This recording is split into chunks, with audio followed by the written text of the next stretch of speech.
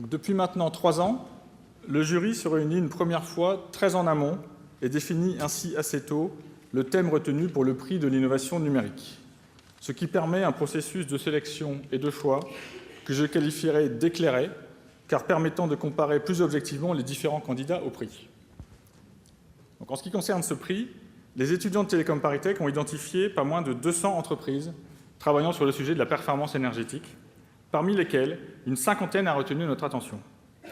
Le jury en a ensuite shortlisté une dizaine pour ne finalement retenir que 3 finalistes, comme le rappelait à l'instant Dominique Jean.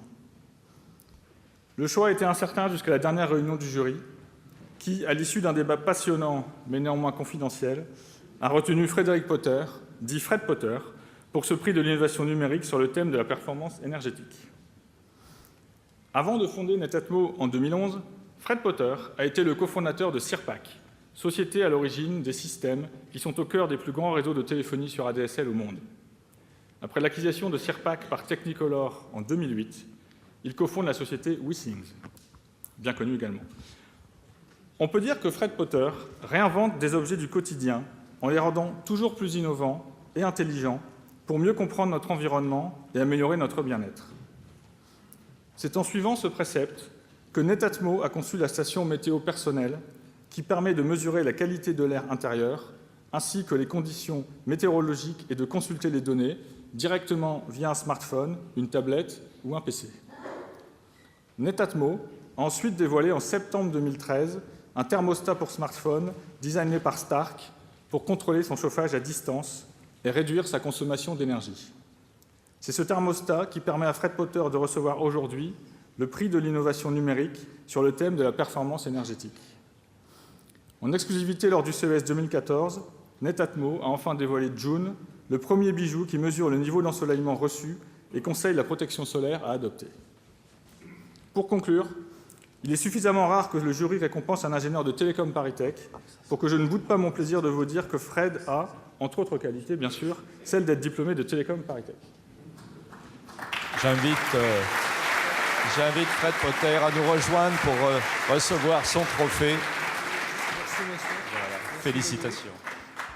Merci.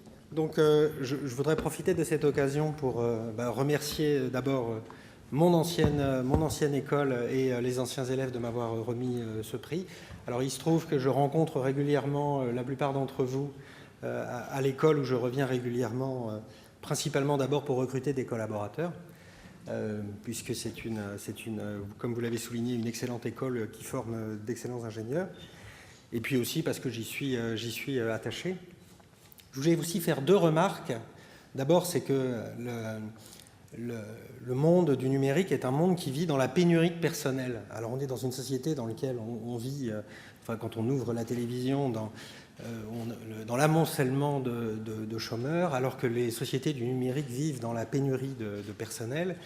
Et la taille des écoles qui forment du personnel compétent et adapté à nos besoins est finalement dérisoire, puisqu'il y a, je crois, 300 diplômés qui sortent de Télécom Paris, alors qu'il en faudrait au moins, comme je crois, à l'EPFL, il y en a 6000. Donc il y a réellement un réel besoin de personnel compétent.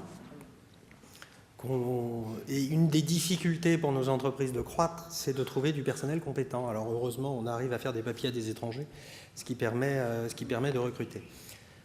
Voilà, donc ça, c'est le premier, première remarque.